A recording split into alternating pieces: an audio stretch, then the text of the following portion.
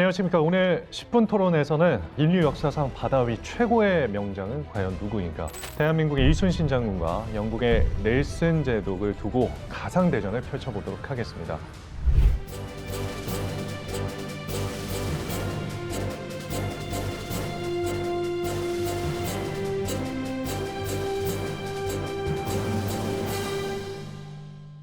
오늘 이 가상대전에 앞서서 두 분의 전문가를 모셨습니다. 한국역사고전연구소의 임용한 박사님과 한국전략문제연구소의 임철균 위원님 모셨습니다. 안녕하세요. 반갑습니다. 안녕하세요. 네. 오늘 저희가 토론을 나눠볼 이순신 장군과 넬슨 장군에 대한 이 두 분의 생각 먼저 들어보면서 시작해 보도록 하겠습니다. 여기까지인가 싶은 지금 질문을 받은 것 같은데 목이 좀 타네요. 넬슨 제독은 생각보다 잘 안 알려져 있어요. 그래서 오늘 저는 호레이쇼 넬슨 이 사람 오늘 한번 제대로 영업해보고 가겠습니다. 아, 좋습니다. 저도 살면서 이순신 장군하고 넬슨 제독하고 비교하면 누가 더 훌륭합니까? 정말 질문 많이 받았는데 판단은 좋아하는 사람의 네. 마음이죠. 일단은 이 두 인물의 성장기를 언급을 안 할 수가 없을 것 같은데요. 차차 좀 인물들에 대해 파악을 좀 해보면 좋을 것 같습니다. 의외로 이순신 장군은 좀 사생활이 알려진 게 별로 없어요. 1545년 3월 8일에 이제 서울에서 태어나셨죠. 근데 어릴 때 얘기 들어보면은 성격이 세긴 세요. 그냥 센 게 아니라 확실히 목표 지향성이에요. 전체를 생각하면서 자기를 성장시키는 그런 능력이 뛰어납니다. 그래서 원래는 문과를 준비하다가 글도 진짜 글도 잘했는데 잘 안 돼가지고 문과로 전향을 했어요. 늦게 문과로 전향을 해서 32살에 문과 2급자입니다. 그리고 성적도 29명 중에서 12등이었어요. 경력을 보면은 15년은 육군에서 보냈고 후반 7년은 수군에서 복무했습니다. 그러나 중요한 거는 짧은 수군 경험 속에서 얼마나 전쟁을 빨리 이해하느냐.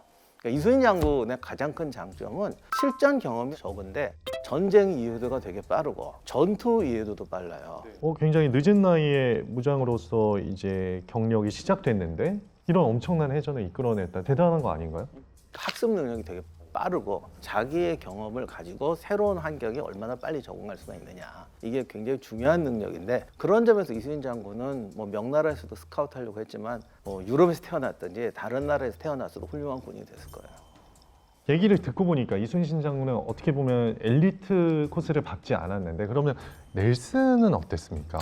넬슨은 외삼촌이 해군에서 복무했거든요. 이 외삼촌이 지휘하는 함선이 있어요. 이 사람의 권유로 12살에 키자비로 이제 복무를 시작을 합니다. 군 경력으로만 따지면은 넬슨이 훨씬 더 길죠. 좀 위험한가요, 이거? 아니요. 더 위험해. 아니, 사실인데요. 예. 아니 12살 때부터. 네네. 예. 나중에 이제 1777년에 이 외삼촌의 후원 아래 정식으로 임시 중위로 임관을 합니다. 넬슨이라는 애가 있는데 얘 쓸만하다. 소문이 나가지고 거기서부터 쭉쭉쭉 고속으로 성장해가지고 20대에 이미 힌텐부르크호를 지휘하는 함장이 됐어요. 거의 뭐 뼛속부터 해군이다 이렇게 말할 수도 네. 있을 것 같은데 이렇게 두 인물의 성장기를 저희가 들어봤고요. 이순신 장군과 넬슨 제독의 대표적인 전술 그리고 대표적으로 꼽히는 해전이 있다면 무엇인지 본격적으로 비교를 시작해 보도록 하겠습니다. 그러니까 이순신 장군의 가장 대표적인 해전이 한산해전인데 한산대첩. 근데 하객진 자체는 원래 있는 거예요. 종대냐 횡대냐. 여기서 이걸 얼마나 잘 쓰느냐. 대포만 쏘는 게 아니라 화살도 쏘고 신기전도 쏘고 화공도 하고 그래요. 그러니까 이게 팀플레이가 굉장히 중요해요. 그러니까 이순신 장군의 어떤 훈련이라든가 통제력 이런 것들이 훨씬 뛰어났기 때문에 훨씬 잘 싸웁니다. 한산대천에서 가장 중요한 건 이순신 장군이 처음부터 선멸전을 노렸다는 거예요. 왜군이 후퇴해서 도망치지 못하게 완전히 끌어들여서 선멸한다. 이순신 장군이 뭐 유명한 얘기잖아요. 한 번도 지지 않았다라는 네. 게 엄청난 전술적 조직력, 그다음에 지도력 이런 것이 있어야만 가능하다. 야, 국뽕이 좀 차오르는 것 같습니다. 확실히. 아니 어떻게 넬슨 제독 하면은 뭐 대표적인 전술. 세계 4대 해전 중에 하나인 트라팔가 해전을 들 수 있죠. 트라팔가 해전은 나폴레옹의 영국 상륙을 저지함으로써 조국을 프랑스의 침략으로부터 지켰다는 데 가장 큰 의의가 있습니다. 프랑스 황제 나폴레옹이 항상 눈엣 가시인 저 영국을 쓸어버려야 되는데 그 생각이 항상 있던 거예요. 그래서 18만 대군을 준비를 합니다. 그래서 프랑스군이 생각해낸 것은 영국 함대를 끌어내서 추격이 안 되는 상황을 만들어 놓고 자기들은 복귀해서 스페인 연합함대하고 연합을 해서 상륙군이 건너갈 3-4시간 정도 해협을 장악하겠다. 이게 원래 프랑스군의 작전 계획이었어요. 똑똑했네요. 그런데 그 지휘관 뷸레브가 나폴레옹보다 넬슨이 더 무서운 사람이었어요. 왜요? 그 나일강 전투를 실제로 겪어본 사람이 빌레브예요. 또 넬슨 만나면 어떻게 이렇게 겁을 그렇죠. 먹었던 거군요.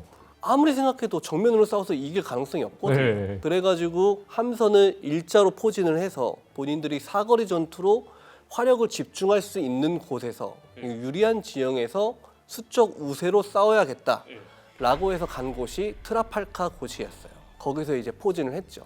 마찬가지로 선멸전을 수행을 했고요. 근데 조금 다른 게 조선군은 지금 말씀하셨던 것처럼 사거리 전투에 기반을 한 선멸전을 했잖아요. 근데 넬슨은 기동전에 의한 선멸전을 했어요. 어떤 차이가 있죠? 이때 넬슨의 함대가 27척, 빌레브의 연합 함대가 33척이었는데 이 27척을 두 개의 종대 대형으로 나눕니다. 적포탄이 날아올 때 피탄되는 명적을 최소화할 수 있어요. 콜린 우드가 지휘하는 함정이 먼저 돌입을 합니다. 먼저 돌입을 해서 선미에다 가해버려요. 그걸 맞닥뜨린 함은 한 번 사격에 무력화돼 버렸죠. 그 다음에 넬슨이 지휘하는 빅토리함이 또 돌입해가지고 빌레브가 타고 있던 기함, 비상태를 함에다가 똑같이 종사격을 가합니다. 빌레브 빼고 나머지가 다 사상당해요. 넬슨도 창의적인 당시로서는 굉장히 혁신적인 이게 얘기 들어보면 믿기지 않은데 해전이 이렇게 가잖아요. 배를 한쪽에서만 쏴야 돼요. 네. 옛날 대포는. 예. 그러니까 대포 반이 죽어요. 네. 그러니까 넬슨이 어떻게 했냐면 양쪽으로 가면 쏘자고 한 거예요. 그거를 피해서 하도록 훈련을 시켜요. 그 하객진 아닌가요? 양쪽에 가서 이렇게 쏘는 거? 바로 그건데 네. 조선군도 하객진을 하게 되면 좌우 십자파망에 넣어야 돼요. 네. 넬슨 제독이 혹시 그 임진왜란의 어떤 그 역사를 알고 전혀 몰랐을 겁니다. 명랑해전 같은 경우는 그게 가장 대표적인데 조선군이 남아있는 배가 12척. 아직 신에게는 12척의 배가 남아있사옵니다. 유명한 대사. 예. 근데 외선은 300척 설도 있고 뭐 130척 설도 있는데 그 배가 다 들어온 게 아니고 일부가 들어왔어요. 그래서 조선군이 들어올 때 포지션을 가지고 있다가 지나가는 애를 잡아요. 명랑 쪽에 물살이 빠르니까 자기 마음대로 이렇게 못해요. 그걸 이용해서 수많은 배를 격침을 시킵니다. 수군의 상황으로 보면 넬슨보다는 확실히 불리한 상황에서 한 건 맞습니다. 노량해전 같은 경우는 그러면 전력이 어느 정도 차이가 있었을까요? 노량해전은 이건 좀 예가 다른데 노량해전 같은 경우는 일본군이 진짜 목숨을 걸고 덤볐던 전투예요. 전 임진왜란 해전사에서 왜군이 가장 필사적으로 덤볐던 때가 노량해전입니다. 몰랐네요, 이거는. 예, 왜냐하면 그 육군을 구출해서 가야 됐거든요. 보통 때 같으면은 적당히 포메이션을 걸어버리면 얘들이 전투를 포기하는데 이때는 무조건 뚫고 가야 된다라는 입장이었어요. 그리고 이순신 장군이 마주쳤던 수군 중에서 가장 잘 싸우는 수군이었고 그 다음에 이게 선멸전 야간 전투를 또 하다 보니까 일본군이 길을 잃어버려서 막다른 골목으로 들어가 버립니다. 근데 이거를 보통 때 같으면 빼서 잡을 텐데 철수하는 배를 잡아야 되니까 정면 대결을 한 거예요. 이게 어떻게 보면 이순신 장군이 훌륭한 부분이죠. 죽더라도 이 사명을 다한다. 거기서 이제 가장 처절한 격전이 벌어지게 되고 이때 이순신 장군도 바로 요거에 대해 전사하고 그렇죠. 사실은 부하장수도 가장 많이 전사한 것이 노량해전입니다. 하지만 정말 많은 왜군들을 그렇죠. 격퇴시켰다. 네. 어떻게 보면 정말 가슴이 저릿한 전투는 노량입니다. 이순신 장군이 전사해서가 아니라 그때 이유는 다 하나였어요. 왜군이 철수하는 거거든요. 보통은 철수하면 이제 집에 가야죠. 그쪽도 7년, 이쪽도 7년 고생했잖아. 그러면 보통은 나중에 두고 보자 이래야 되는데. 그런데 이제 전쟁의 철칙이 그렇게 신사적으로 보내주면 안 됩니다. 그럼 또 쳐들어와요. 그러니까 어떻게든 다시 쳐들어오지 못하게 해야 됩니다. 그래서 도망치는 적을 추격하는 게 굉장히 중요하고 그 순간에 내가 최대 희생을 입더라도 적에게 최대의 타격을 가야 돼요. 내가 이게 중간에 벌어지는 전투라면 과하게 희생을 내면요. 오늘 이겼어도 다음 전투 때 우리가 불리해질 수가 있어요. 오히려 이건 마지막 전투기 때문에 전멸하더라도 적을 전멸시켜야 된다는 비장한 각오로 싸웠던 게 노량해전이었고 사실상 정말 나라의 미래까지 걱정한 생각한 그런 전투였군요. 얘기 듣다 보니까 세계 4대 해전 네. 말씀해 주셨는데 이제 거기에 노량이랑 명랑대 해전도 넣어야 될 것 같아요. 기울어진 운동장 같은데요? 굉장히 기울어져 있는 것 죄송해요. 같은데요. 근데 이건 솔직히 좀 기울어질 수밖에 없어요. 자, 이렇게 두 인물이 영웅이 될 수 있었던 거는 아무래도 일생일대 위기를 극복했기 때문이 아닌가 싶습니다. 사실 이순신 장군 하면은 또 위기가 많지 않습니까? 시기 질투하는 사람도 너무 많았고 극적으로 보면 위기는 한 번이었죠. 어떻게 보면 가장 중요한 때 네. 삼도수군 통제사가 되고 조선수군을 이제 통합해서 운영해야 되는 시기에 이제 선조가 견제가 들어옵니다. 아, 그렇죠. 보통은 이제 원균의 모함 때문이라고 그러는데 뭐 사이가 안 좋았던 건 맞는데 기본적으로 선조의 문제였어요. 맡기기가 불안한 거죠. 삼도수군 통제사면 조선 전기 기준으로 하면은 남쪽에 있는 병력의 70%예요. 아, 진짜 그걸 두려워했던 걸까요? 두려워 안 할 수도 없고. 아니, 이순신이 아니었으면 사실 왜군에게 나라를 아예 빼앗겼을 수도 있는 상황인데. 근데 그 부분은 선조가 리더 좀 문제는 있습니다. 정말 리더라면 내가 죽더라도 백성이 죽는 건 막아야겠다. 이런 자세가 좀 있어야 되는데 이제 이분은 다른 사람한테는 안 그러는데 이수인 장군은 정말 끔찍하게 견제를 하더라고요. 그러니까 뭐 해임할 때 보면 다 말리는데 본인이 뭐 그냥 막가더미로 붙여요. 아, 넬슨 장군도 좀 어려운 위기가 있었습니까? 넬슨 제독은 두 가지로 한번 분류해 볼 수 있어요. 하나는 커리어의 위기, 나머지 하나는 건강상의 위기인데, 커리어의 위기는 항해 조례라는 걸 집행을 할 때가 있어요. 넬슨 입장에서 명령 받았으니까 해야죠. 해군이니까. 해가지고 미군 상선 몇 척을 납포를 했는데 여기에 앙심을 품은 미국의 상선 선주가 넬슨을 고소했어요. 불법 납포 혐의로. 그래서 한 8개월 정도 보직 해임되고 월급 절반 깎이고 인생 최대의 위기를 맞았죠. 아니, 위에서 시킨 건데 네. 어떻게? 요게 나중에 이제 한 8개월 지난 다음에 이제 복직이 돼요. 근데 인생사 세용지만하고 요때 이제 팬이라고 결혼할 이제 반려자를 만나게 됩니다. 이 배우자가 구해주나요? 아니요, 말 그대로 연애한 거예요. 또 하나의 위기가 있잖아. 가정의 위기. 그렇죠. 가정의 위기가 나중에 오죠. 가정의 위기도 있었나요? 이 사람이 바람피거든요. 아유. 자꾸 마음이 한쪽으로 기우는 것 같습니다. 건강상으로는 시작부터 배멀리에 시달려요. 제독이. 네, 배멀리가 심했어요. 위관장교 때는 말라리아 걸려가지고 죽을 뻔하고, 그리고 포르시카 침공을 해가지고 자기가 전방포대에 한번 나갔는데 하필이면 적 포탄이 그 전방포대에 있는 모래주머니에 떨어진 거예요.